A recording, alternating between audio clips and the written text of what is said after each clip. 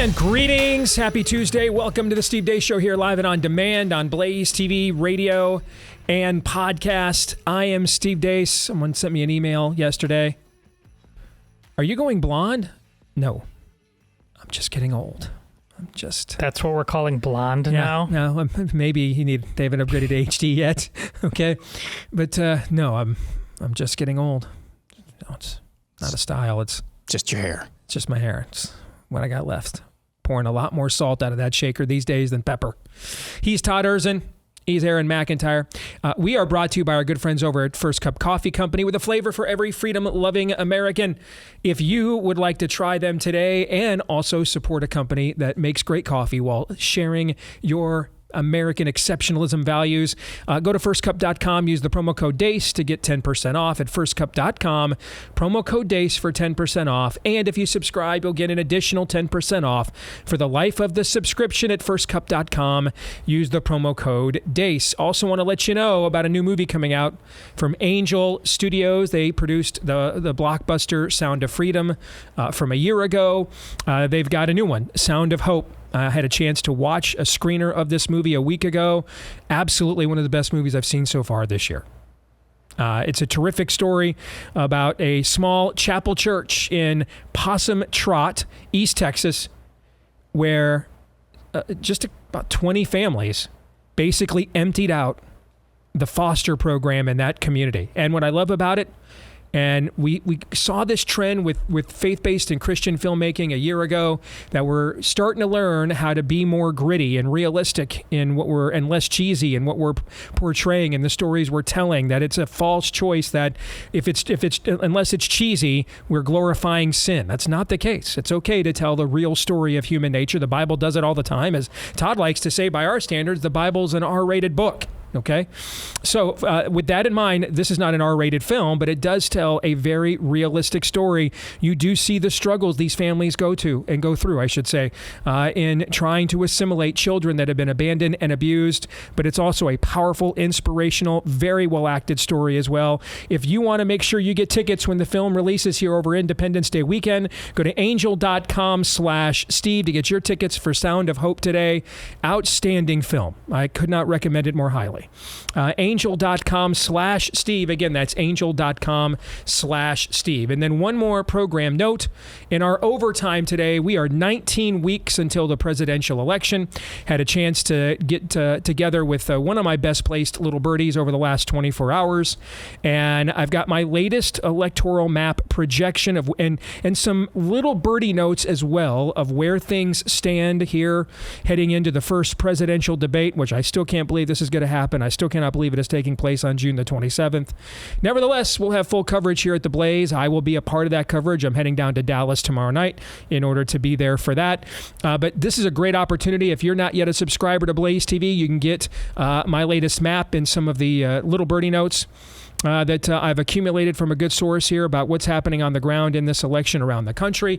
And that's just part of the outstanding coverage we do for subscribers every day at Blaze TV. Steve Baker is still on the January 6th beat, producing prosecutable content there. All right. Just a lot of great content that you want to take advantage of here at Blaze TV. And if you want to subscribe, now is a great time. If you go to blazetv.com and use the promo code Steve, you'll get $20 off. blazetv.com, use the promo code Steve to get $20 off your annual subscription to Blaze TV with the promo code Steve at blazetv.com. Okay, coming up, and you're probably thinking, wow, if you are waiting until the overtime to get into your election latest forecast, there must be some good things coming up here in this opening segment in Aaron's montage. And oh yes, there are. We'll get to those here in a moment. Coming up a little bit later on in the show, Joy Pullmann from the Federalist will join us at the bottom of this hour. Next hour for Idolatry or Not. We're all going to have to figure out what our tap out point is. When you're in the midst of a godless culture and godlessness ends up inhabiting basically a comprehensive swath, regardless of political identification of the country, you're in what's called a negative world. And all the institutions are aligned against you and attempting to influence the culture in a direction opposite you. Now, if you're not a Christian, this really won't be much of a problem for you. Just purely subjective standards. You know, you may be a moral person. They may not be something you're a fan of, right? You know, but you won't have like the Holy Spirit in you tugging at you saying, I don't know about that one, okay? But if you are one of those folks, if you are one of those people, a Spirit-filled believer, you are and we are together, if we're not already. We are about to face times collectively in this country that no previous generations have. You are fully immersed in a negative world, and we are fully immersed now in a post-Christian era. And that means there could be plenty of lady or the tiger choices where the only choice at that point is, my kingdom's not of this world, man. I got other things. Sorry. And we're going to get into that coming up in the next hour of the show for Idolatry or Not. And then for Pop Culture Tuesday, I want to show you a clip that is over 40 years old from the opening weekend, news coverage of the opening weekend of Return of the Jedi. And I want to see if you notice anything. All right? So we'll get into that and more coming up today on the program. But before we do, let's get now to that aforementioned rundown of from Aaron of what happened while we were away. What happened while we were away, brought to you by That Was Fast. You remember last week that Louisiana law signed into law that requires all public school classrooms to display the 10 Commandments. And it's gone. Yeah, the usual suspects, ACLU, Freedom From Religion Foundation, and others are suing to stop that law from taking effect. Bob Loblaw, a spokesman for the ACLU, said in a statement announcing the lawsuit, quote, "We really just hate God and don't really have anything better to do." WikiLeaks founder Julian Assange has apparently struck a deal with the U.S. Department of Justice. He's expected to plead guilty to an Espionage Act charge of conspiring to unlawfully obtain and disseminate classified national defense information. The official WikiLeaks account on X said Assange was heading towards Saipan, the capital of the Northern Mariana Islands, U.S. Commonwealth in the Pacific, where he's scheduled to appear in court tomorrow. The United States Supreme Court will review Tennessee's ban on chemical castration and meatball surgery for minors in the name of gender. The case, United States versus Gurmetti, will be argued in the next term, which starts in October. The Supreme Court also yesterday rejected a challenge to a 2021 Connecticut law that nixed religious exemptions for childhood vaccinations, meaning if you live in the state of Connecticut, you must jab your kids to the hilt in order to send them to the public schools you pay for, and there's no way around it. Fun fact of the day, Connecticut's official state nickname is the Constitution State. In completely unrelated news, Surgeon General Vivek Murthy is declaring a public health emergency. The cause of this public health emergency? The Second Amendment. Today, for the first time in the history of our office, I am issuing a Surgeon General's advisory on firearm violence. It outlines the urgent threat firearm violence poses to the health and well-being of our country. Methamphetamine update. Here's Biden spokeswoman Adrienne Elrod on what she expects from the 81-year-old on Thursday. I'll tell you, you're going to see a very energized President Biden who is looking forward to having these direct conversations with Donald Trump. Energized. Oh, tight, yeah. Blue, yellow, pink. Whatever, man, just keep bringing me that. Karine Jean-Pierre, White House press secretary, tells MSNBC she has not yet begun to gaslight. Eggs and milk, and there were grocery things that were up. It has gone down. It has gone down since 2022. Gas prices, because of the actions that this president took, and let's not forget there was an invasion, but Russia did obviously into Ukraine that caused gas prices to tick up. The president took action, tapped the SPR, and we saw gas prices go down.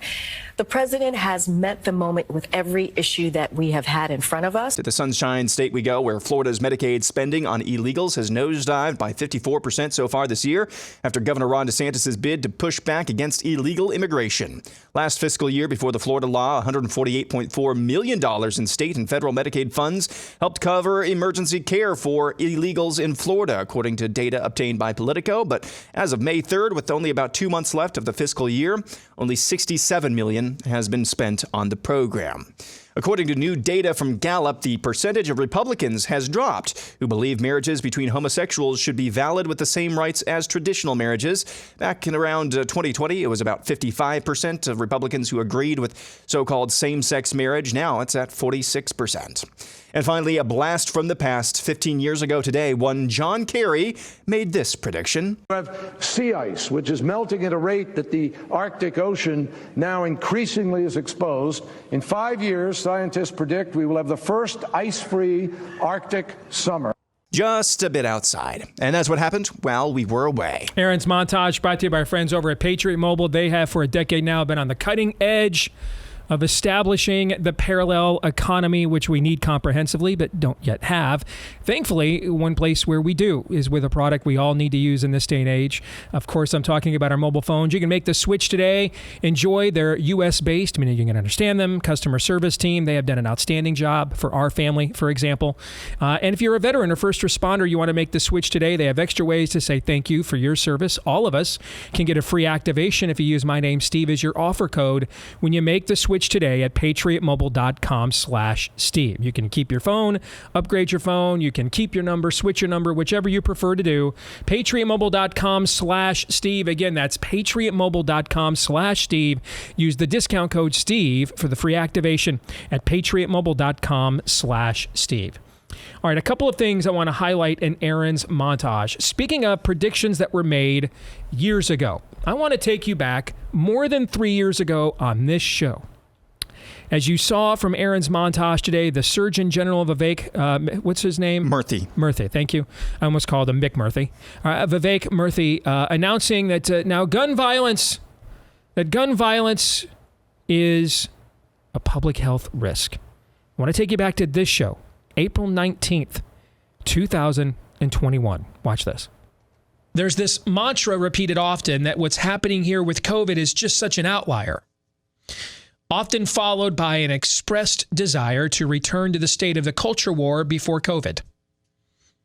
Unfortunately, we never will.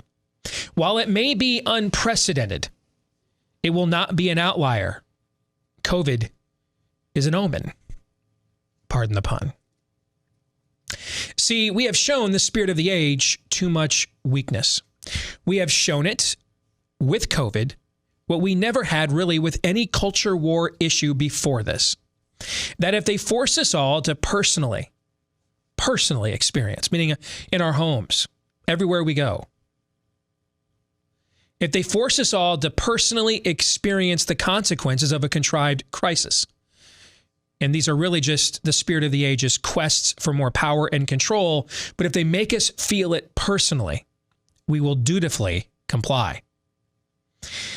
We all read to our children what happens when you give a mouse a cookie.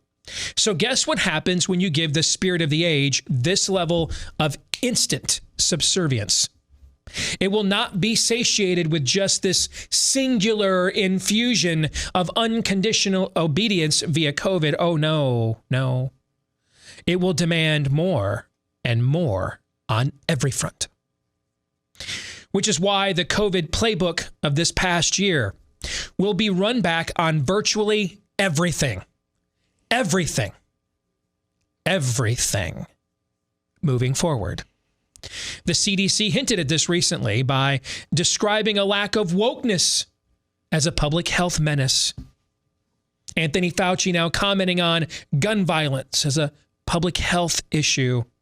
We have shown that if they utter these magic words, public health crisis, we will assume the position for the spirit of the age on command. After all, you wouldn't want to be one of them science deniers, would you? You wouldn't want to fill in whichever victim agitprop is being used at this moment, would you? More than 3 years ago. By the way, that entire episode has been removed from YouTube, by the way. More than 3 years ago. If anything, I'm surprised it took them this long to formally get there. They're slipping. Okay. Even our demons are mediocre in this era of we were a great country once.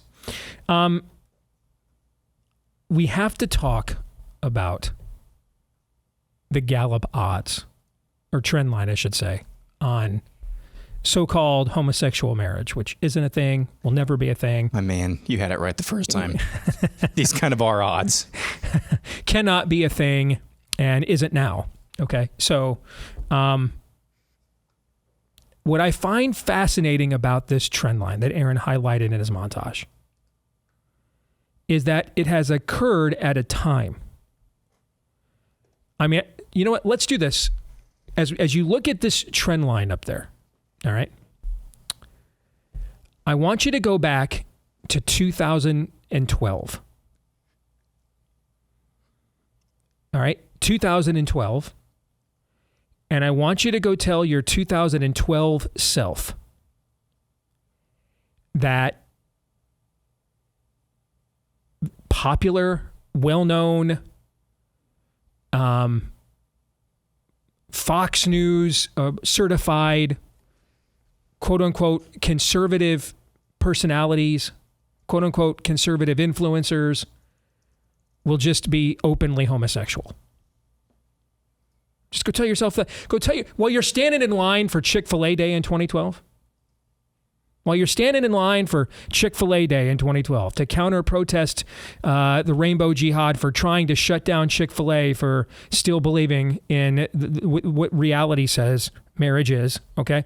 While you're standing in line there, waiting to get your chicken sandwich, to stand in solidarity with Chick-fil-A, I want you to go back and find yourself in that line at Chick-fil-A that day and tell them that very noteworthy personalities and figures on the right are just going to be openly homosexual within a decade. That there's going to be multiple conservative influencers and personalities and political operatives that will be caught on the right trying to groom young people online. One of them right now. I met one of them a few years ago at a CNP, a Council for National Policy meeting I was at, and he's in all the news right now. Just go back and tell yourself this a decade ago. You'd say it was nuts. Go back and tell yourself as you're waiting in line for your Chick-fil-A sandwich to stand in solidarity with Chick-fil-A that day, that 3 times in a row, the Republican Party will nominate someone for president who believes in the mirage/sham of homosexual marriage, and whose first lady whose wife/first lady will make that her pet cause. It really the only specific cause that she speaks out about is that. Todd, what would you have thought at this time period when we're winning like every marriage amendment battle, like everywhere? Within that decade, we won them in Oregon, California, Washington State, North Carolina, everywhere around the country. We won 32 in a row. All right. And this would have been right at the peak of that era. North Carolina was, I think, in 2012, and I think that was the last one that we won. Okay. Go tell yourself while you're waiting in line that day that this would be the reality on the right. What would you think? I'll tell you what, I thought there's no way it's possible. So, I mean, I just showed you how I gazed into the Nostradamus crystal ball to predict exactly what their playbook is now post-COVID. I will tell you right now, there is no way. In fact, you could have found me as recently as 2015, 2016, and I would not have believed those things are true. Let alone sitting in line for my Chick-fil-A sandwich that day on Chick-fil-A Day in 2012. And yet here we are. COVID has been a portal into, isn't that the greatest gift of COVID? It's a bit of a portal into genuine understanding of, you were total depravity, Steve, but were you really? That's true. I was not, I thought, you know what, it's like the old line, and how's it going, white men can't jump? You can listen to Jimmy, but you can't hear Jimmy, or is it the other way around? I can never remember. No, this is okay. I could hear total depravity, okay, in 2012, but it really wasn't until we got to 2020 that I was truly listening to total depravity. You know what I'm saying? Like, I really understood what it absolutely and truly meant. Is that where you're going? Yeah. It's like that GIF, Matthew McConaughey before, when he looks like normal, cool dude, and Matthew McConaughey after, when he's the guy from Dallas Buyers Club, like strung out on whatever, AIDS, that's We needed to wake up. I mean, that is absolutely the gift of COVID. So, Aaron, is that a 9-point drop? Is that what it is? It's not immediately clear, but if you look up there, it looks like it's around 56%, down to 46%. And so this is only in 3 years. 2021 is the peak year when you look at this chart, right? If I'm looking at it correctly. Okay. Do you honestly find that drop edifying? Because I don't. See, I kind of do. I did it first, and then I looked back just 20 short years ago. But here's why I kind of find it edifying. I do. And I will admit, you know, I admitted this about a week ago. I want to be Vanta Black. I do.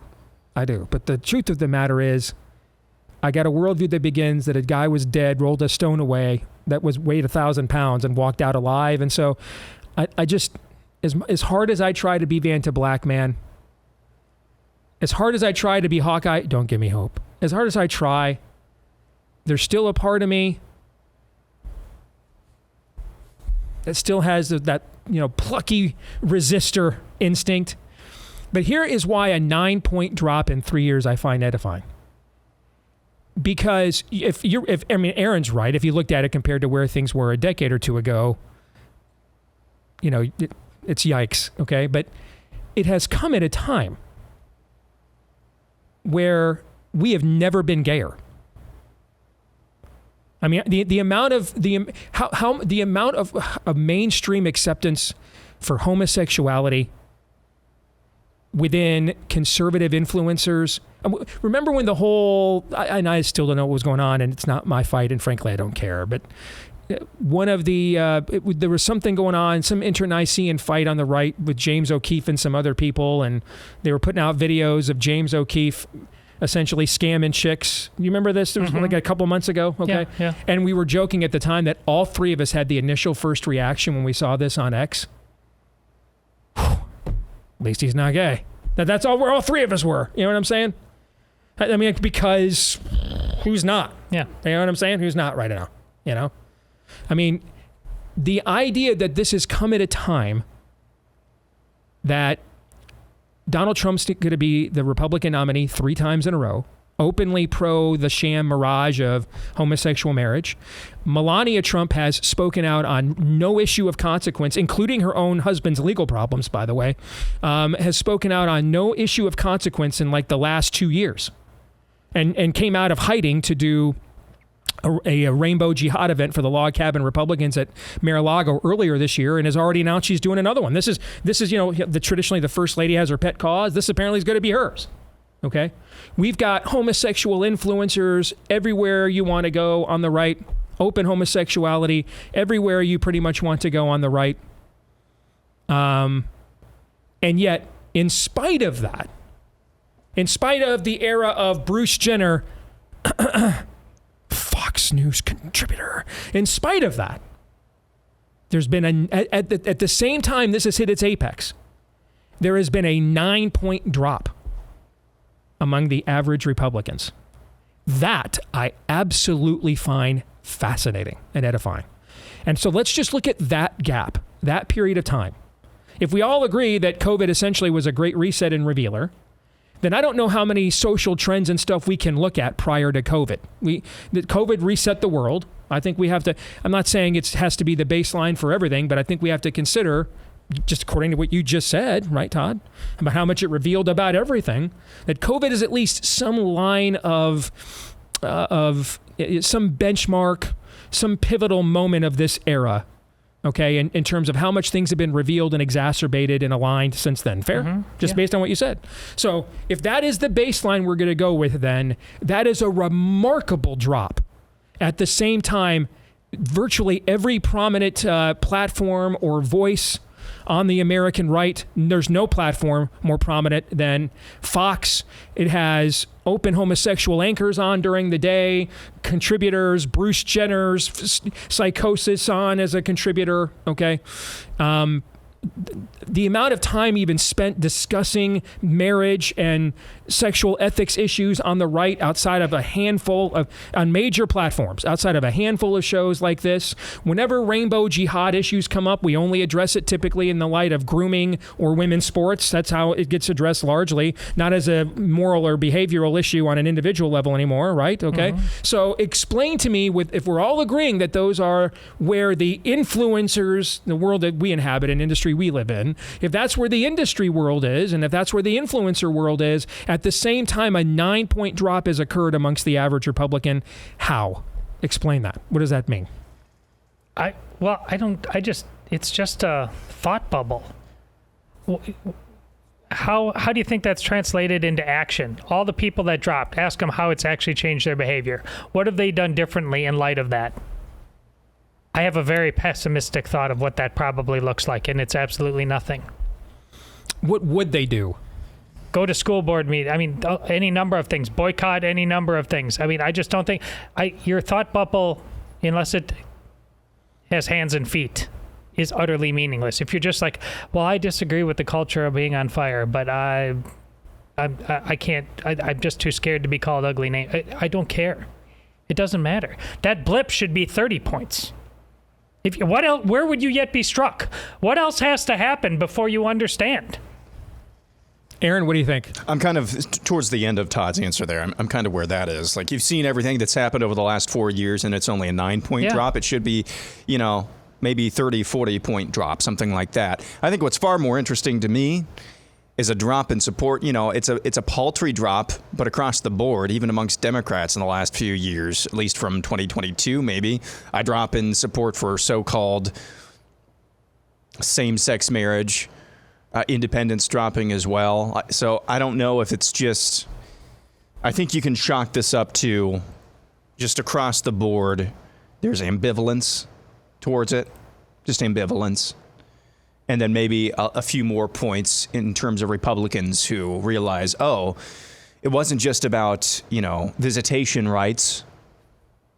It wasn't just about tax benefits of traditionally married couples. It wasn't just about, hey, what do you care about what goes on in my bedroom? There's a few points of that amongst Republicans. So I'm trying not to go Vanta Black here. I'm trying not to, but honestly, what more could you ask for in terms of a wake-up call than what we've seen over the past few years? And it's only resulted in 9 points. I mean, we're honestly, you can see there what it was 2015 when Obergefell came down. We're basically back to where we were pre-Obergefell, right before Obergefell. So we'll see. I mean, if we keep track of this over the next few years and it keeps going down, then maybe that's more cause for optimism. You guys see no optimism at all that there's been a 9-point drop at a time, that every major outlet and place of viewpoint where an average Republican would go to get news or information either has declared a détente on this issue or is affirming it on some level. You guys see no... Well, think about it the other way. No optimism at all. That happened despite this. It's not learning any lessons. But see, I could flip that the other way, which is that's a lot of people to buck a trend when this is being force-fed down their throats from the right more than ever before. Bucking a trend by taking a call and anonymously saying, I'm starting to have some problems with this. You're an anonymous bot. You're no different. Well, that's a different issue than just looking at the results, okay? I mean, I absolutely think there is some optimism. We have never been more... at the very least, standoffish to outright endorsing of this lifestyle and behavior on the American right ever than we are at this current moment right now. At this current moment right now. And to see that many people say, in spite of that, despite the fact this is being, pardon the expression, shoved down my throat by virtually everywhere I would go, and most churches have just given up even discussing the issue. I don't know. I think that's a lot of people, guys. I do. Now, we can have a secondary conversation, Todd, about, well, then what will happen as a result of this, and that will probably get depressing.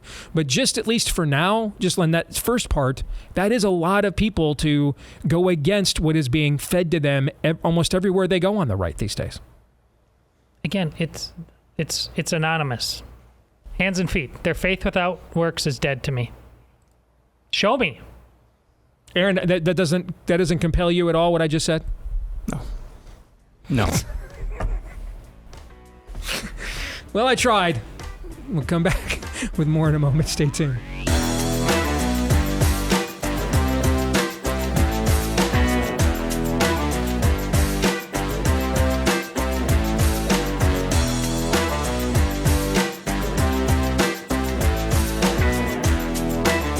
You know, there used to be a time when our financial institutions had respect for our values. Now they promote the spirit of the age's values. Thankfully, you've got another option. America's Christian Credit Union is the #1 banking institution right now on Public Square. It has provided a full suite of financial services to God-fearing Americans just like you for more than 65 years. This isn't just some, startup. Not that there's anything wrong with that, but this is a company that's been around for going on a second generation, serving families, ministries, and businesses across the country who are ditching the big banks and choosing ACCU as their trusted financial partner instead. Now, when you make the switch, you'll get great rates, cutting-edge mobile banking, and the convenience of more than 35,000 branches and ATMs nationwide. So why keep doing business with financial institutions who hate you if you have another option? And now you do. Make the switch to America's Christian Credit Union today. Start doing business with people who share your values. You can find them online at America's, plural, America's Christian CU for Credit Union. America's ChristianCU.com/switch. Pardon me. That's America's ChristianCU.com/switch. And they are federally insured by the National Credit Union Administration. I love the title of this book. Pardon me again. False Flag, Why Queer Politics Mean the End of America. And I love the very first line in the promo blurb. Quote, "Pride used to be a sin. Now it is the flag of our occupation." That's gold, Jerry. That's gold. Joy Pullmann at the Federalist is the author. We welcome her to the show. Joy, it's good to have you. It's been a few years. How you been? Good to see you. Thanks for having me. You bet. So, Joy, why did you write this book other than I want to see if I can get disinvited to as many of the national mainstream conservative speaker events as Steve Deace has been the last few years? Was there another reason why you thought this book was a good idea? Because we have never been more gay affirming on the right ever, everywhere you turn, than we are right now. And I actually agree with you. And I just thought, I know a lot of people are scared to say the truth of what we believe about human nature and about the differences between men and women. And I'm not scared. I don't need to be, working my way up a career hierarchy. I have a family who supports me. I have a very great community that supports me. So I really am free to say what a lot of people are thinking and document what a lot of people know intuitively, but they really need a lot of things to help back it up and bolster their courage. And I think if we don't start to have courage right now, then we will regret it in the years to come. So because I'm in a position where I really don't care, I don't care what happens to me if I speak the truth. I'm willing to do that. And many other people do have, things that they might lose, including family members or careers. And so I thought that, mine ought to be a voice that's able to speak what so many people are not allowed to in this culture. So why do you think this means the end of America? Why specifically?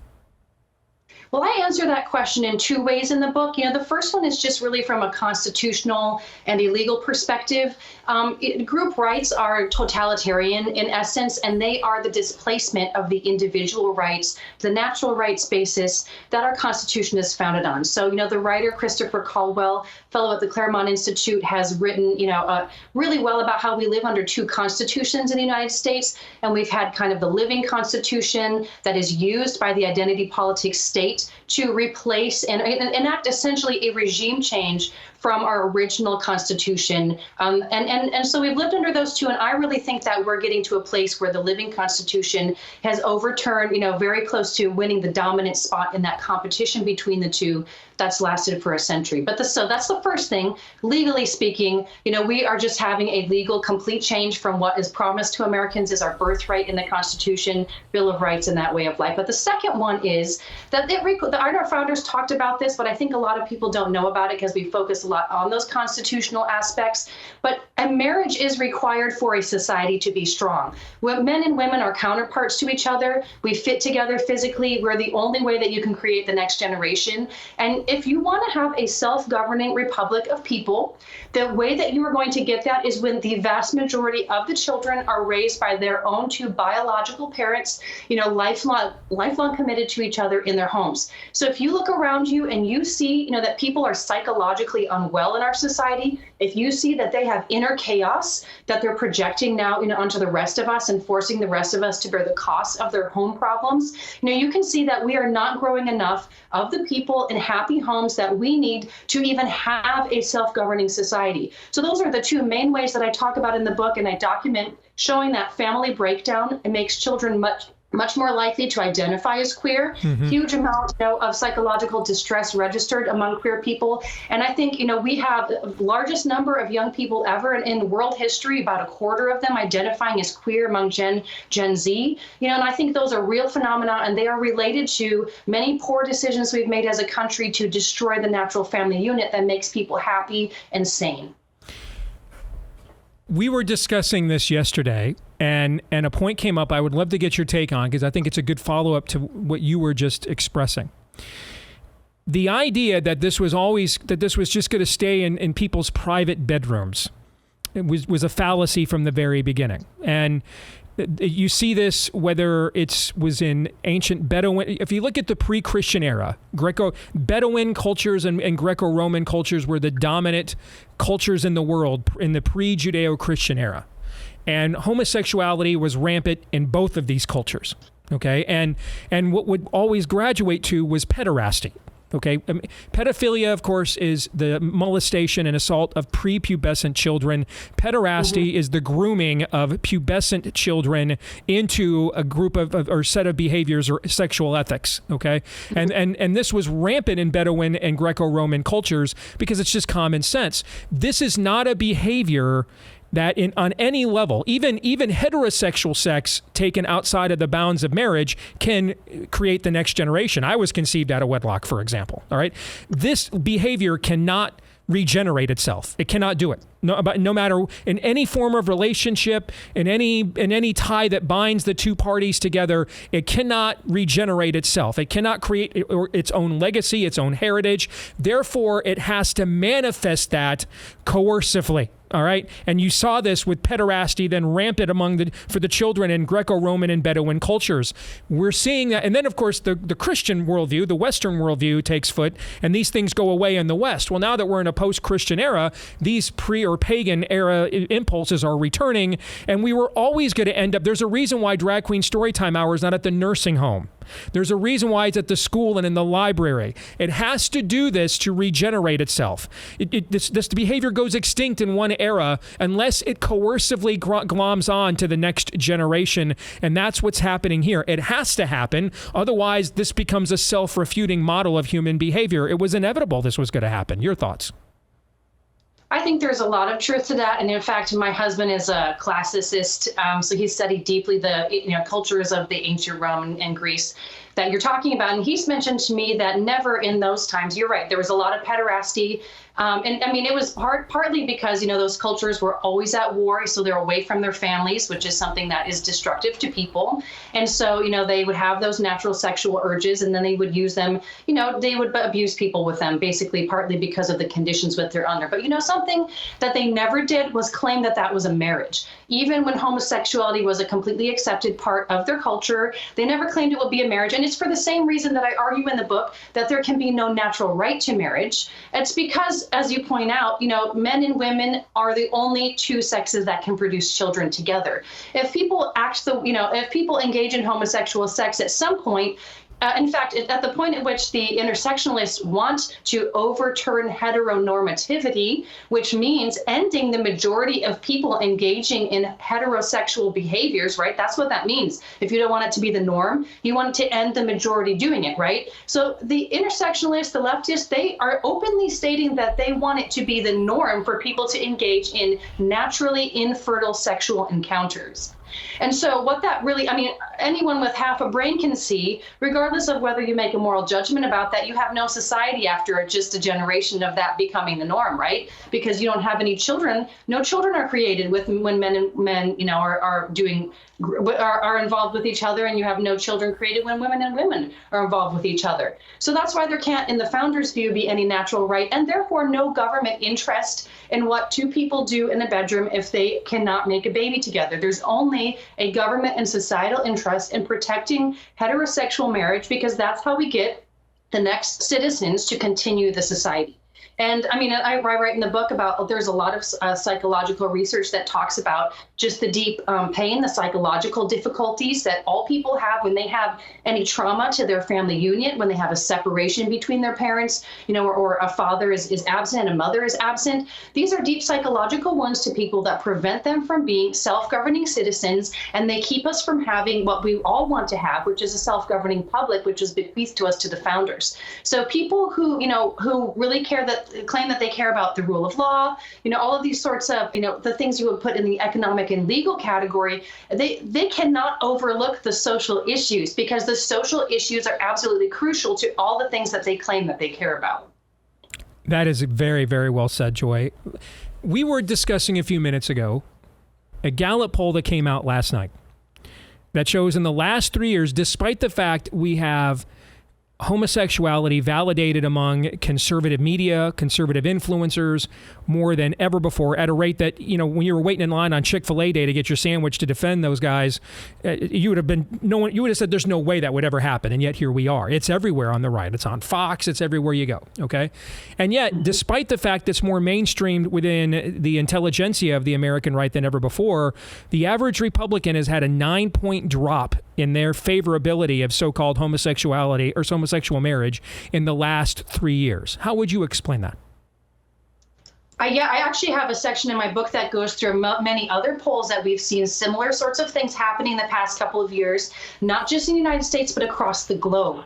And in fact, I mean, I quote a number of people overseas when the United States, under both the Obama and Biden administrations, was pushing homosexual queer acceptance as part of its foreign policy. Many of the native populations, they actually had dramatic declines in their support for those sorts of things. And they said that it was linked. Even pro-homosexual activists and organizations were saying it was linked to it becoming more public and visible because of the efforts from the left in those countries. And so, we were sold on all of this, you know, of the so-called marriage and all the other things, the acceptance of, erasing the sexes from every single aspect of public life. We were told that this was just to solve, the difficulties of a minority of Americans, right? I mean, who does not have empathy for someone who may have lived together with another person for 20 years and can't visit them in the hospital when they're dying? You know, things like that. So we were told that we would just make this small tweak and it would help with these, legitimate, sometimes, not always, but sometimes, sufferings that some people who are our fellow Americans were facing. And so we were told that this wouldn't affect our marriages, it wouldn't affect our children. How could what two people do behind closed doors matter to you? And you know what? That has turned out to be a complete lie. At the point at which you can't go to not just your public library, but basically any big box store, not just through the month of June, but any other time. And there's all of these, flags talking about basically sexual behavior. And I'm taking my small children. All the parents are aware that, we don't want to talk about gay sex with our 6-year-olds. We don't even, I didn't have to be talking about gay sex when I was a high schooler, and I'm a millennial, right? It wasn't that long ago. So the explosion in what we were told that we were getting, the huge chasm between what we were told we were getting and what we actually got, these naked parades, where people are waving their genitals at children, giving them dollar bills while they act like strippers. This is not what Americans signed down to. We wanted to compassionately help, people who seem to be suffering. If, we thought we could maybe create a workaround for them. And we were told that's all that we were doing and nothing else would change. And that was a complete lie.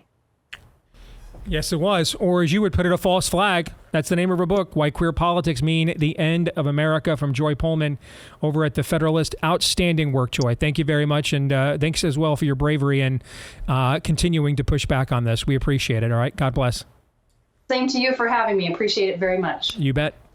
Gentlemen, your thoughts on that conversation? Well, that subtitle is absolutely right, as is all the evidence she brings to bear. Queer politics is the end of America. So that 9-point change in Republicans' hearts and minds. It needs to be made evident.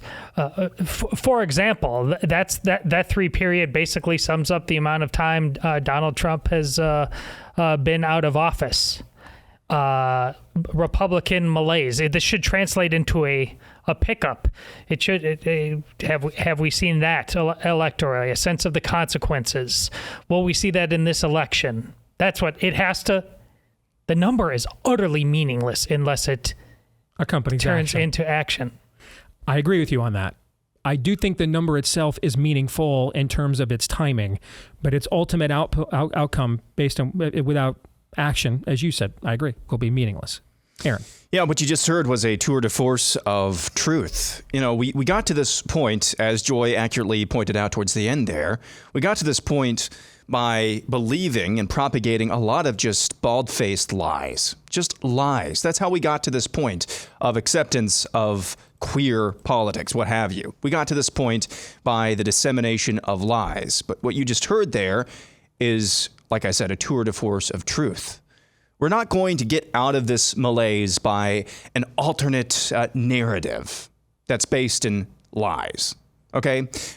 It's amazing as we're talking about this. Do you guys know what the Haktua thing is? Okay, it's some woman. I didn't know. My wife informed me about why I was seeing this all over my feed over the weekend. Same thing. Yeah. Okay, same thing. We're not going to defeat Monkeypox Month with Herpes Month, guys. Yeah, that's what I'm talking about here. Yes.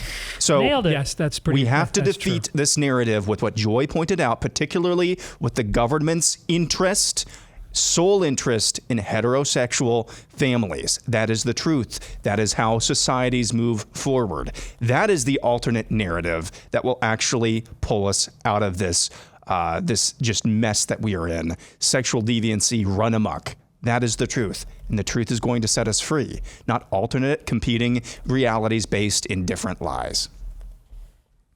Absolutely. I don't even know how to respond to we're not going to beat monkeypox with, herpes. I got nothing after that, man.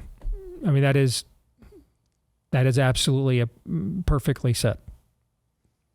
Aaron, I was trying to make the point, but he's doing the same thing. An applied faith.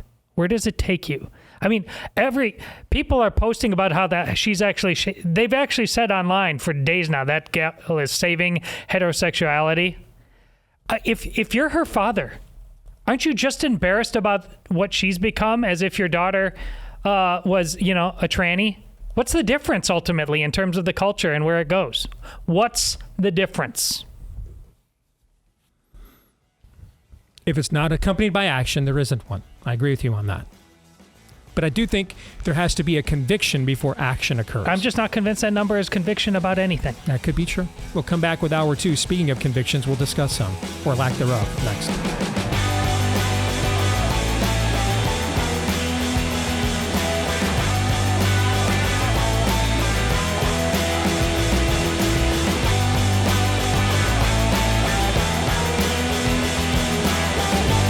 All right, back here on the Steve Deace Show on BlazeTV radio and podcast. I'm Steve Deace, he's Todd Erzin, he is Aaron McIntyre.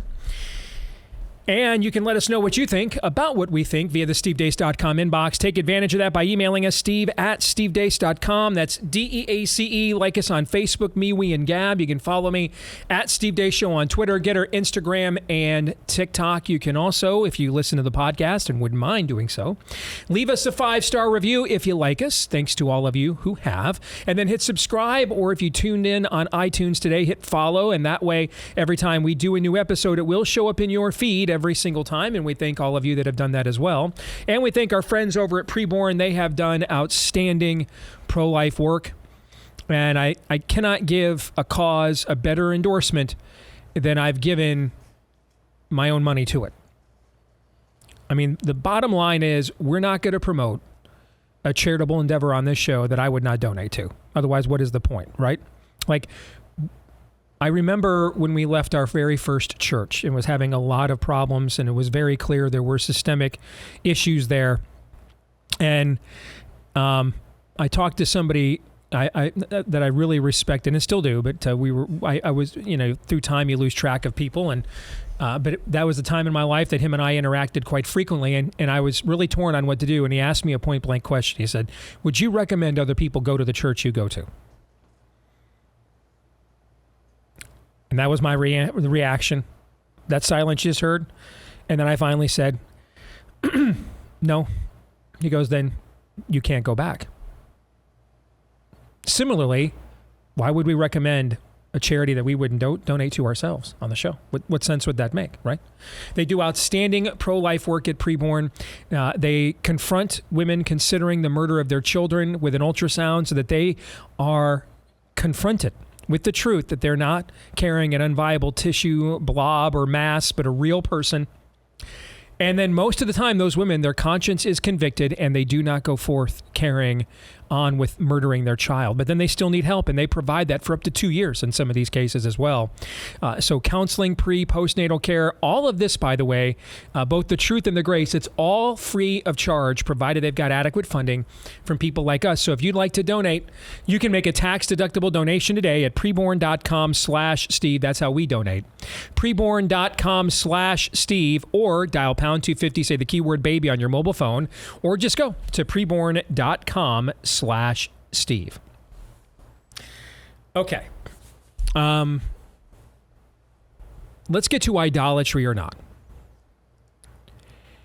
And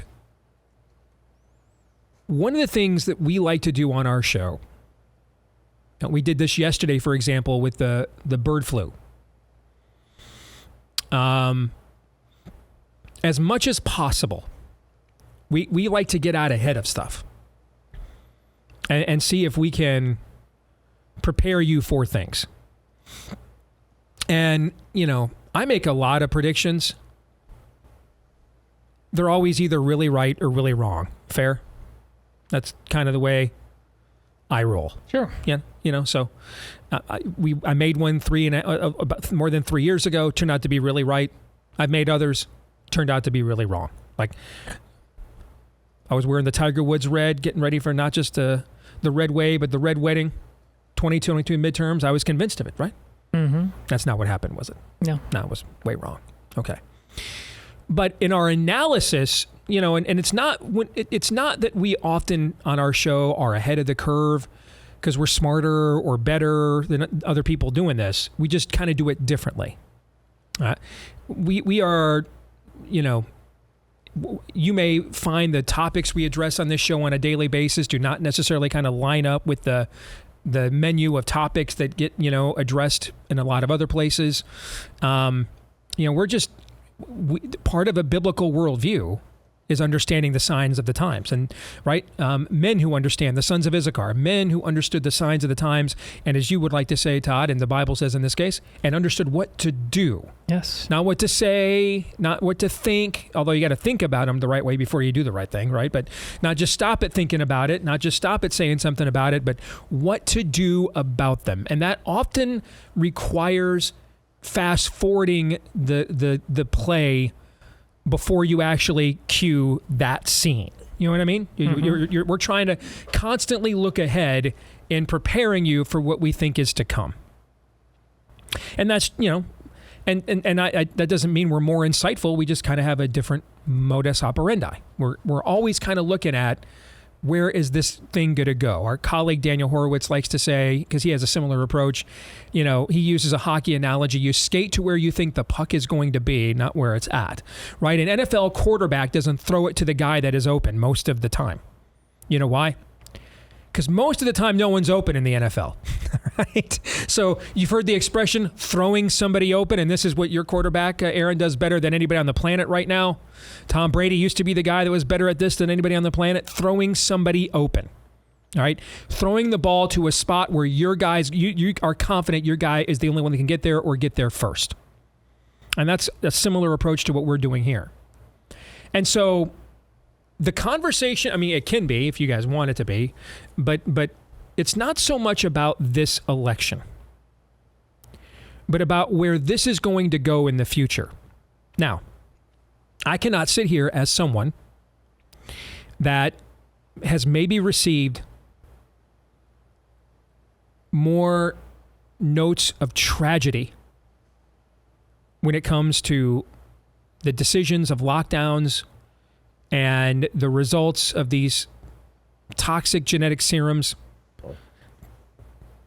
I just can't be a man of good conscience at all and sit here and receive as much of your tumult and tragedy as I have, and then sit here on this show and berate you that you have to vote for the guy who helped aid and abet them doing this to you and is unrepentant for it, or you hate America. Maybe others can do that.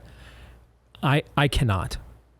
And so if, we're always more concerned about why you think what you think than what it is you think. We've been consistent about that over all the years of this program, right?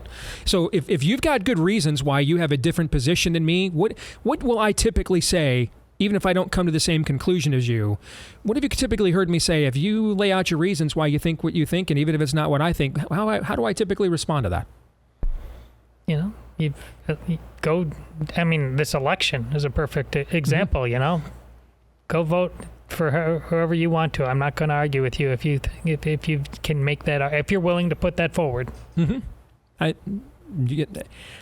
I'm not God, and I'm not your conscience. And your conscience isn't accountable to me; it's accountable to Him. Now, if your conscience says, "Steve, I'm considering the molestation of kindergartners," I'm not going to just sit there and say at that point, well, hey, because God's word's pretty clear on that, right? But when it comes to voting, if you'll notice, when you look at voting in the Bible, there aren't many examples. And pretty much all the examples that are there, most of them are bad. Like, just give us Barabbas, for example, okay? Or let's have a vote and see whether the sons of Korah are really in charge of the tribes of Israel or Moses is. And God's like, great idea. Let's do it the next morning. Instant referendum. What do you think, guys? And they call the referendum in the book of Numbers. They have that referendum the next morning, right? Yes. But before anybody can vote, what happens? God votes, and the earth opens and swallows up the entire tribe of Korah, and they're lost to history forever. God's like, democracy. Yes. We voted. Yes. Okay, most of the examples you'll get of any, and they would not have had, small d democratic practices like we do, okay? But most of the instances you'll find that are proto versions of voting in the Bible are, let's just say those aren't the points of interest to be pointing to for great examples, okay? So we're always in a gray area, in my view. I don't think there's ever been a good era since Genesis chapter 3. I don't. I think that there's been no good eras since Genesis chapter 3 because no one is good but God. And so who has lived through every era since Genesis chapter 3? Sinners. So there's like you may look at the 50s. I like Ike, Ward, you got Leave It to Beaver, Father Knows Best, the Ozzie and Harriet. We might look at that as a more idyllic time than the one we're living in now, right? Mm-hmm. The 50s also produced Kinsey and Hefner, who laid the groundwork for much of what it is that we are currently trying to, like in the conversation we just had with Joy Pullmann, trying to detangle from as we speak. So I don't think there's ever been a good era. I don't. I mean, I think there's better eras than others. I think the 80s were a better era for the country than the one we have now. But you still had like movie theaters showing pornographic films in your neighborhood in the 80s. You don't see that anymore now because you can just get that on your phone. But I mean, you could just walk by and see, some porn movie on a marquee in a theater in many areas in the 80s. And by the way, what was the decade that kind of gave birth to privatizing pornography to just your home? The 80s with the VCR. See what I'm saying? Mm-hmm. There's always going to be sin in a fallen world. There's never been a good time. So you have to make sure what you view nostalgically as good is not your own idol. There's never been a good time. I mean, we had, in the 40s, people stayed married longer. People fornicated less. Homosexuality was an afterthought. We also had a literal demonic manifestation try to take over the world. You still, if you were black, couldn't go to a university in much of the American South. There's never been a good time. Since Genesis 3, there have been no good times. God walked the earth, healed, raised from the dead. We hung him on a tree. There's never been good times. So get rid of that right away. Get that out of your system. There's never been good times. There's only been better times. Everything, the reason why the lesser of two evils, I hate it, is a fallacy, because everything is the lesser of two evils. It's a non-standard. Everything is. My wife could have found there's somebody more moral and righteous than me. She could have married him. There's people more successful than me, people that are better fathers than me, people that are more empathetic than me. She could have done better. So I guess I'm the lesser of two evils. So that's not a standard either. Now, the problem we have as believers, and I'm talking specifically to believers here with this subject matter, because we are in a negative world now. You know, when Todd and I were growing up, seems kind of silly to somebody in Aaron's era or a Zoomer now, but polls would show like 90% of Americans thought they were Christians. They weren't. But we were growing up, Todd, in the last era of positive world. And that is when, for example, okay, a lot of people had no idea, okay, theologically what the blood Charlton Heston was painting over the door in the Ten Commandments meant. They had no clue what that meant, okay? But because ABC showed the Ten Commandments every year over Easter or Passover, they generally knew the story and thought they were Christians. You see what I'm saying? Yeah. Okay. Had no idea that that was even an Old Testament story, you know, and Christians think it's a precursor to Christ with the lamb slain before. They don't even know any of that. But they're in a positive world where every, you know, every institution and inkling of the culture is largely still tilted in the direction of Christianity. And so you're conforming to a standard that you yourself may not have inherited or embraced internally, but you're conforming to it based largely out of cultural influence and pressure and acceptance. Fair? Mm-hmm. But now we're in a negative world. And so all those institutions are pointed against Christians. And so now the Christians are going to face this challenge. And these are challenges that Christians have faced all throughout history until this country. This country was created by people who did not want Christians to face those challenges anymore. Now, there have been isolated eras where Christians have faced these challenges. For example, if you were a black churchgoer in America pretty much until like the early 1970s, you faced these kinds of challenges from negative world all the time, right? Mm-hmm. Okay.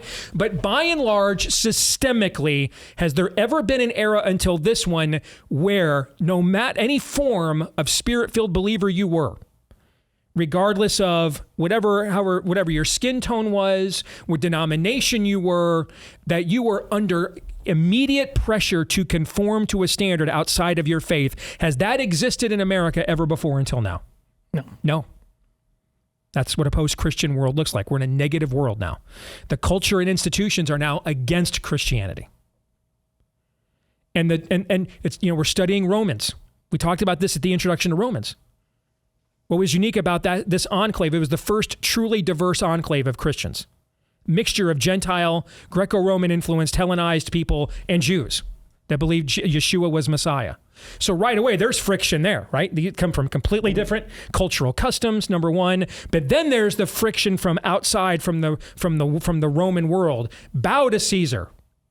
Make sure you understand this, folks. No one was ever martyred for worshiping Jesus. They were martyred for only worshiping Jesus. It wasn't, you know, Jesus is a Lord. Let me bow down to Domitian or Nero. Jesus is a Lord. And they were like, cool beans, you're good. That's what we talked about in Romans 1. Yeah, it was Jesus is Lord, and there is no other.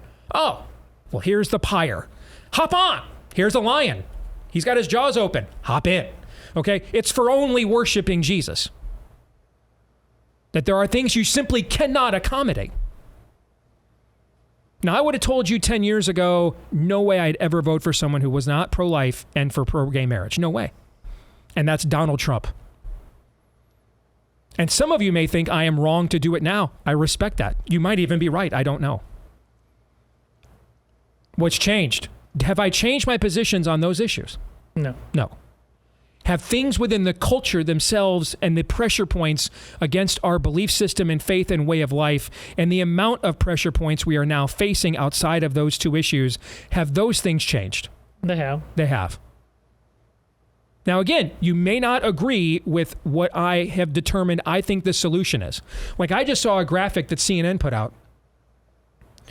And I'm like, if Trump wins, mass deportation and migrant detention camps, reinstate Muslim travel ban, deploy federal troops to Democrat-run cities, direct DOJ to prosecute political opponents. And I'm like, I was already going to vote for him, guys. You didn't have to, If only. I mean, I don't think any of these things will happen actually, because if I thought they were going to happen, I would be saying to Todd and Aaron, why aren't you guys hopping on this bandwagon? You see what I'm saying? But I don't think they're going to happen. Okay, I just think they won't be doing these things against me if he wins. That's what I think.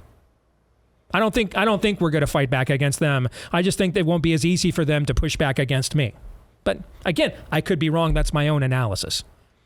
We're going to get to parts in Romans later where Paul basically says, you're going to have to learn. Some of you want to, hey, is this day a holiday or a festival or is it not? Do we practice this or not? You're going to have to follow your own conscience on those things. But here are your guardrails. All things are permissible to me outside of what is explicitly verboten in God's word, but not all things are beneficial. And then the other guide star that he gives here will be, do not do things that would cause another believer to harm their own conscience, particularly the lesser brother, as he says, or the young believer. That means the younger believer, someone who's new to the faith, someone who, you may not have a problem, watching a horror movie, but if you've got a friend who's been saved out of the occult, you don't invite them over to your Fright Fest marathon. You see what I'm saying? That's kind of what Paul is saying there. Does that make sense? Mm-hmm. Okay. You may not have a problem with alcohol, but if your friend who came out of that and got saved, you don't invite him over to and you want him in your fantasy football league. Don't host it at a sports bar. That's what that means. Okay. Outside of that, and what God's words explicitly says not to do, it's open to conscience. And when things get open to conscience, we can disagree, right? So I think we all need to consider what our tap out moments are going to be. Like, I'll just tell you right now, and I've said this before. If it turned out that Donald Trump aborted a kid, helped murder a kid, and was unrepentant for it, I'd be out. Tap out. I can't do that. I don't think I can actively support an unrepentant murderer. I just don't think I can do that. I can't come up with a hermeneutic or exegesis that allows me to do that. It violates my core convictions and conscience. Now, did I say no one could do that? Did I say that? No. No. I said, though, that I could not do that. And ultimately, it's one man, one vote, or at least it is still to us. To them, it's how many do you need? Mm-hmm. Okay. But since it's one man, one vote, ultimately, who's accountable for my vote? You are. Mary. I am. Yeah.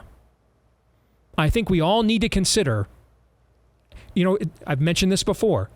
The first formal revelation of his law God gives are 10 statements on stone tablets. They're all negative statements. Don't do this, don't do that, don't do this, don't do that, don't do that, don't do this, right? 10 of them. Mm-hmm. 10 basically define them as commandments. You can define them as red lines. You can define them as absolutely nots, verbotens, forbiddens, right? Okay.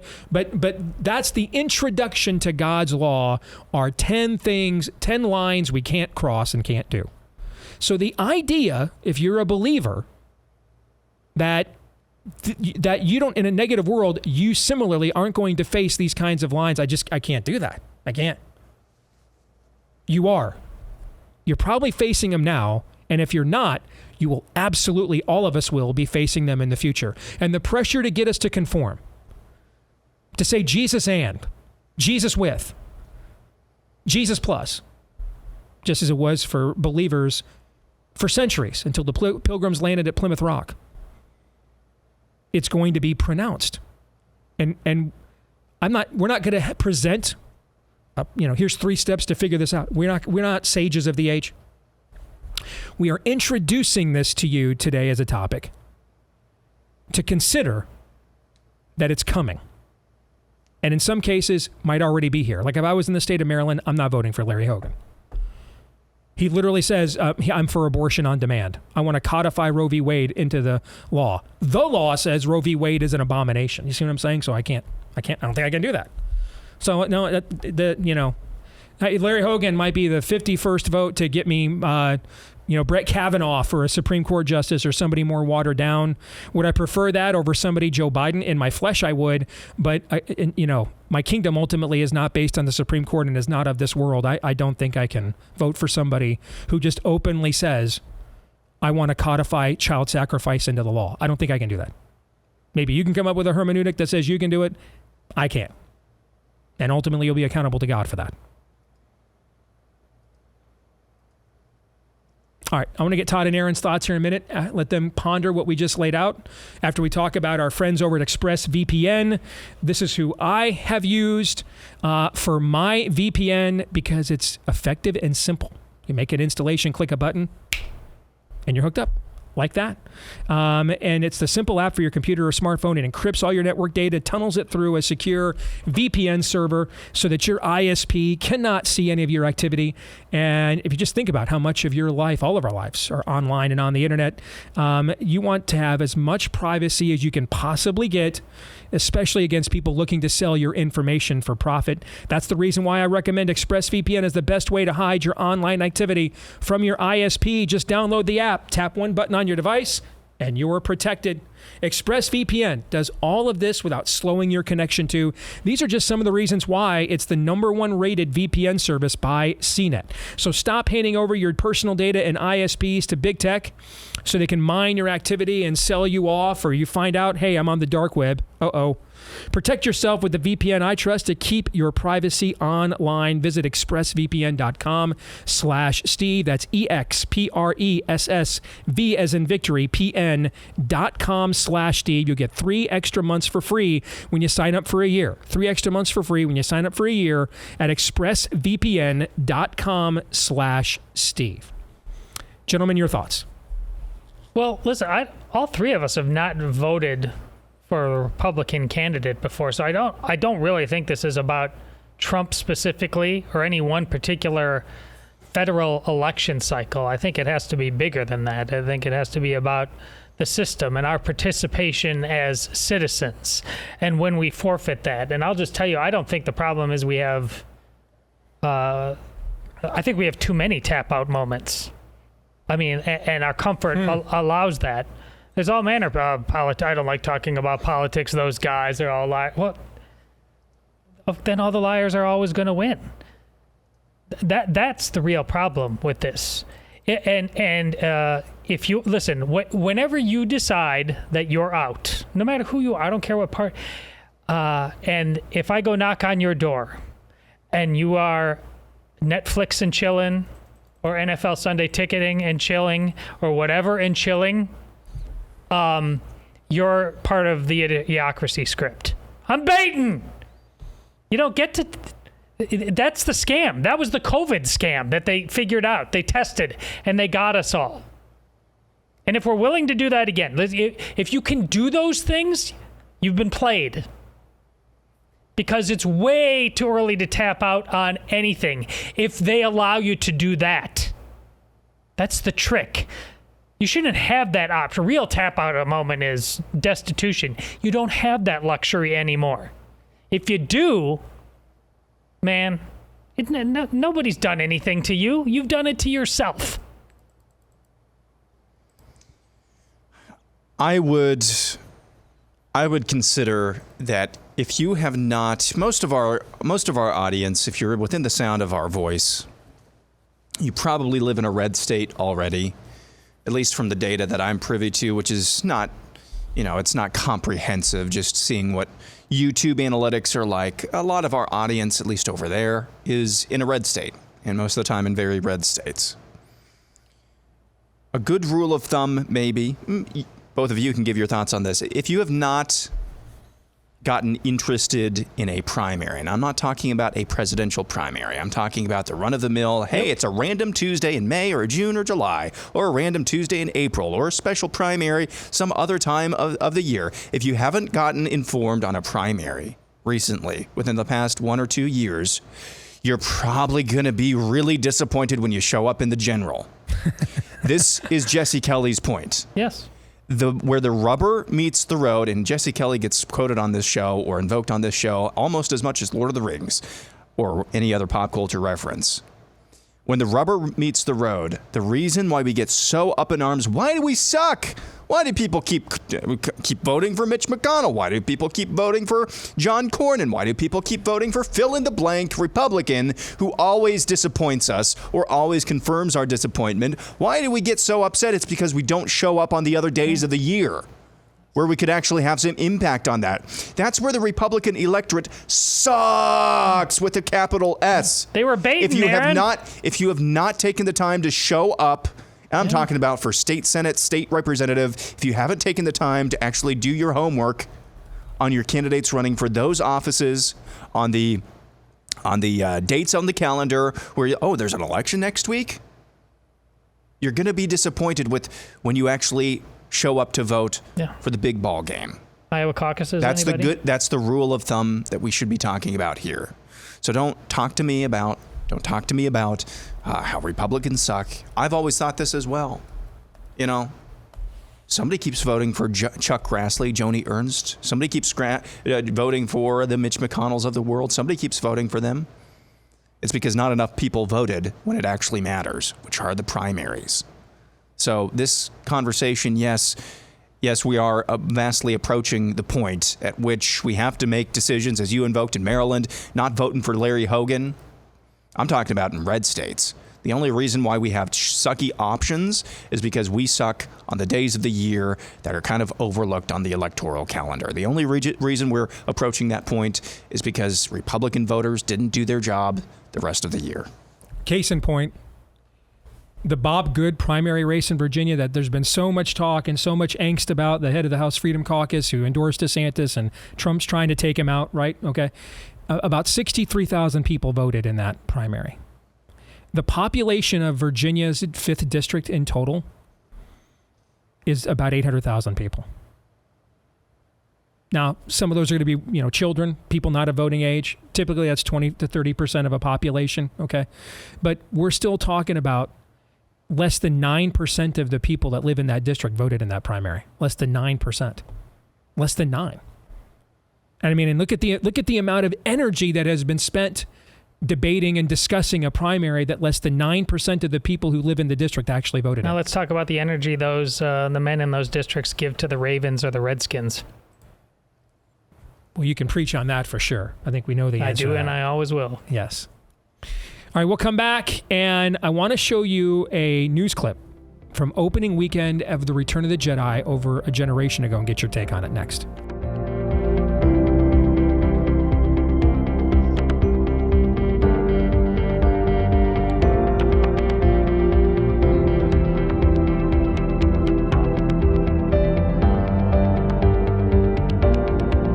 Say goodbye to nasty home odors, costly filters, with the very popular with this audience, Eden Pure Thunderstorm Air Purifier that eliminates bad smells, and your need for replacement filters with its Oxy technology. And remember how this works. It's not an air freshener. It's a purifier. It actually gets rid of the components in the air in your home, your office, your garage that are causing the smells that you want to get rid of. Just turn it on. And these odors can disappear in seconds, minutes, whether we're talking dirty laundry, burnt food, pets, cooking odors, cigarette smoke, musty mildew smells you could not get rid of elsewhere. They're no match for the Eden Pure Thunderstorm Air Purifier. And did I mention no costly filters to replace ever?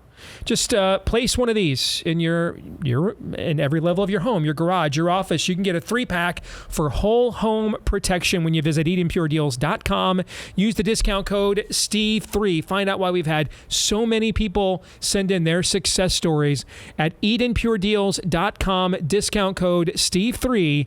EdenPureDeals.com. Discount code Steve3 at EdenPureDeals.com. All right, let's switch it up to Pop Culture Tuesday, where we look at the intersection of what is going on or trending in the pop culture world and how that is either parallel or perpendicular in most cases these days to what we're trying to conserve as conservatives. So there's been a lot of discussion. We've entered into some of it as well about the latest offering from Disney Star Wars called The Acolyte, which I, many weeks ago, renamed Lesbians in Space. All right? Because that's pretty much what it is. But before we discuss that again, or regale you with more tales of Todd's love and adoration for The Last Jedi, I want to take you back to a simpler time. This is a news story from opening weekend of The Return of the Jedi more than 40 years ago in May of 1983. I want you to watch this clip and see if you notice something. All I've got to say, the Jedi have returned. We're just fanatics out here waiting on Return of the Jedi. 3 years in the making. We're waiting for this. Some people don't idolize Darth Vader like I do. See, I want him to get Luke. And I think that Luke will destroy Darth Vader. I guess Darth Vader will die. I'm not sure. I hope he doesn't. I love his black. Everyone must have his own ticket. Please have your ticket ready. Going in now for immediate main floor and balcony seating. Hold your own ticket as you enter the theater, please. Move it, move it, move it.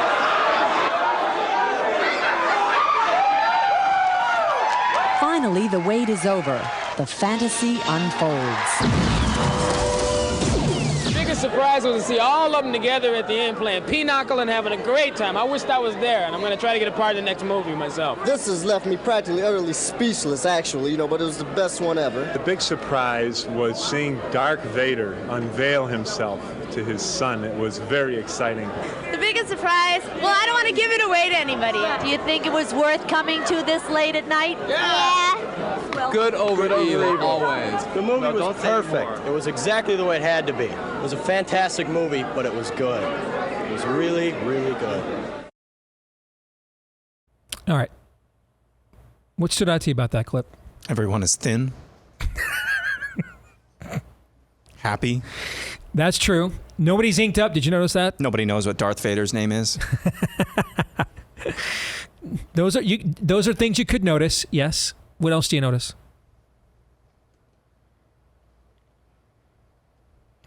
They're excited about the story. Yeah. Did you notice the diversity of the people that were there? Yeah. Do we know where that was? I don't know. No. Some affiliate from Channel 7. Whatever some affiliate for Channel 7 is. Which is probably 300 of them. But look at the diversity of the people there. Guy wearing a clown wig. I mean, racially, well, they would have called them sexes back then. They would not have known what gender was in 1983. Okay. I mean, they would have called them sexes there. Okay. So, and when we talk about sexual diversity in 1983, we'd have talked just simply about men and women. That's all we would have been talking about. And one, you can actually understand what everybody says. That's something. Everybody speaks a language that is fluent and understandable, number one. Aaron is correct. We had not gotten into the mass processing of everything we eat with, everything's got to, even by my standards, and I've got a almost elf-like sweet tooth, but everything's got to have sugar in it. We hadn't gotten to that point yet, okay? And then, but look at how unifying the themes are. So then, why is Star Wars so divisive now? Now, what the producers will tell you, like Kathleen Kennedy, who, Walt Disney, if he were still alive, would have fired eons ago. All right. But what Kathleen Kennedy will tell you, and the Star Wars intelligentsia will tell you, and if you watch people like Nerdrotic or Critical Drinker, for pop culture commentary. They will use a term called access media, like we kind of use in the political realm, the corporate media. Access media in their endeavor means media that will prop up the major studios so that they can get invited to the premieres and their junkets and things of that nature. Okay, they can maintain their position, like a Vanity Fair, a Hollywood Reporter, people like that. Okay. What they will say, I mean, they're running stories saying Star Wars isn't divisive. You are. The fans are the problem. By the way, name me any business that survives by declaring its customers the problem. No business survives that. None. So you guys, as you've gotten older, the universal themes of good and evil that Lucas originally tapped into, you guys believe those things less or more as you've gotten older? Much more. Much more.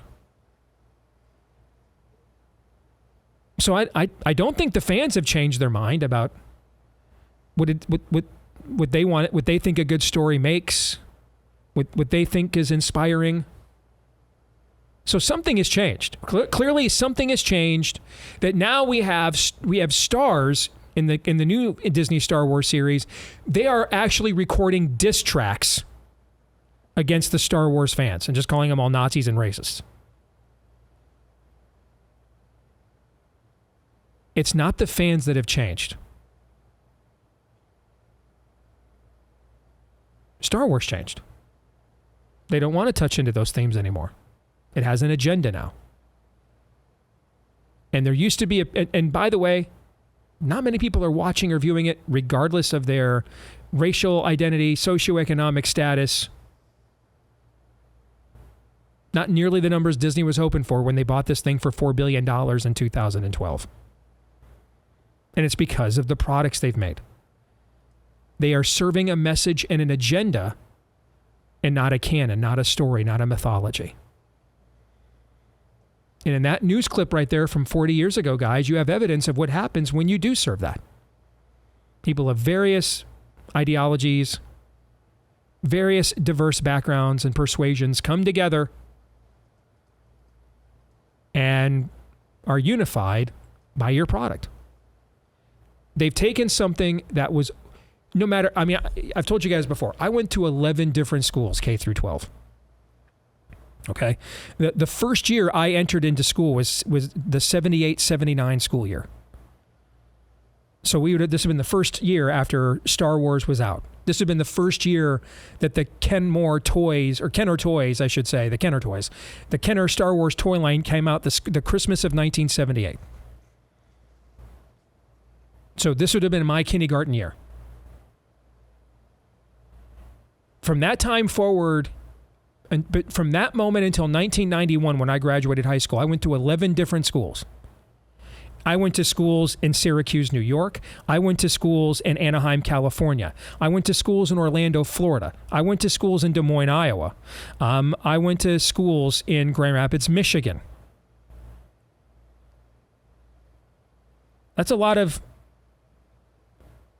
geographic population diversity to experience. And within those states, like I went to like 3 different schools in Grand Rapids, Michigan. I went to like 5 different schools within Des Moines, Iowa. So that's 11 different schools, K through 12, in some places that have radically different voting patterns, even back in that era, radically different populations, right? Radically different. Mm-hmm. And guess what? If I wanted to make friends at a new school, anywhere I went, there was what was one thing that I could have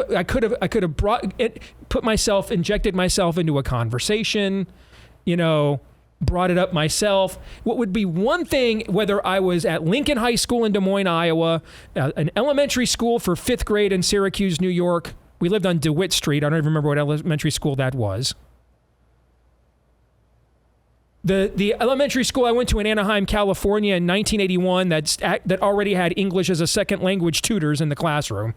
Any one of these places I went to, if I wanted to ingratiate myself to the new school and make friends, what's the one thing I knew I could bring up no matter where I went?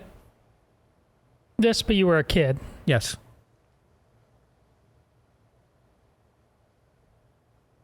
Now it's among the most divisive things we have in our entire pop culture realm.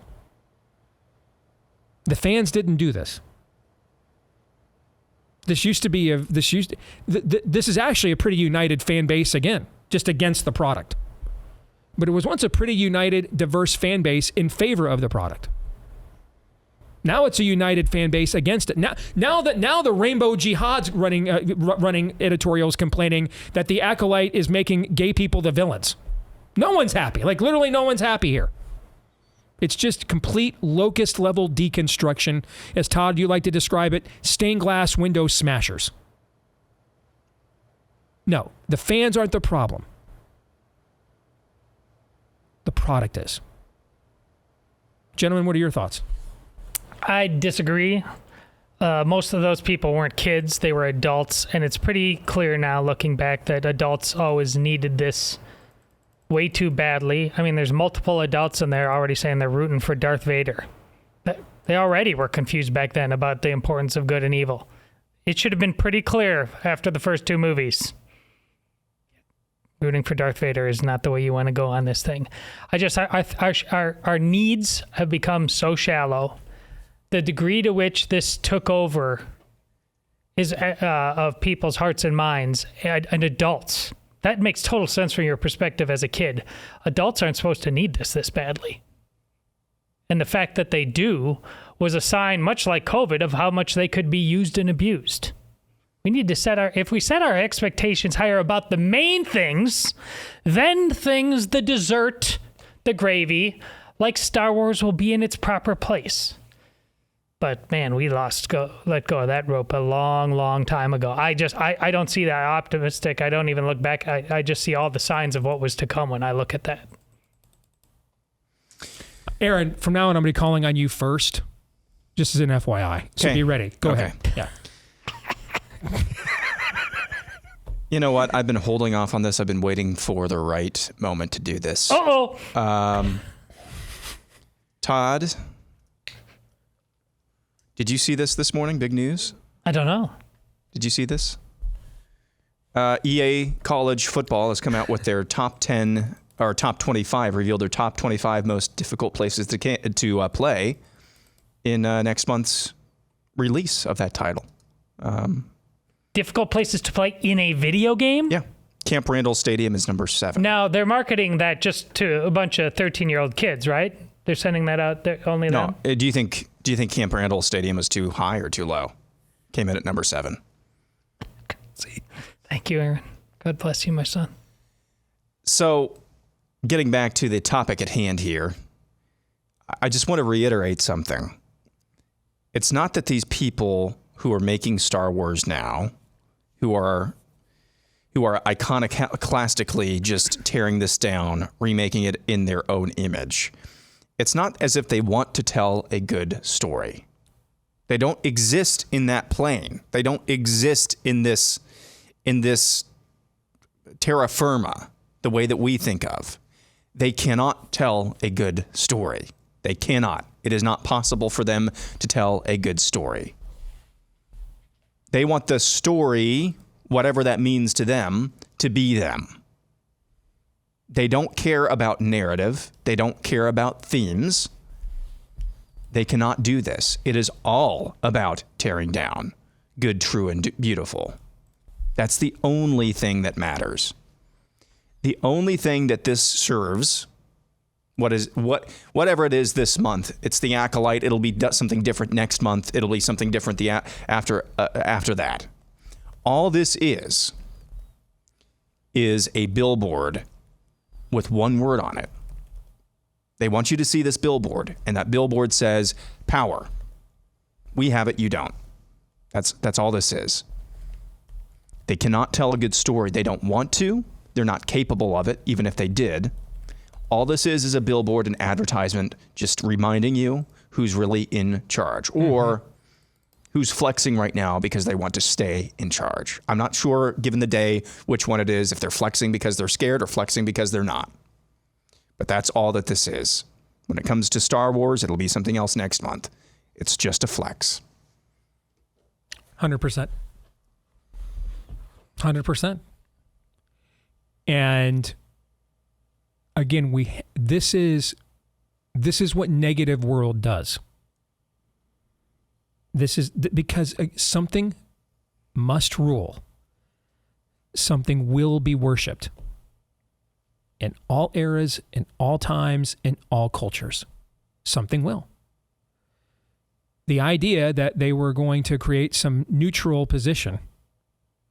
And this, by the way, actually began with Lucas, if we're being really honest. Yep. If you go to the Phantom Menace, okay, Newt Gunray, which is a reference to Newt Gingrich, and he said so at the time.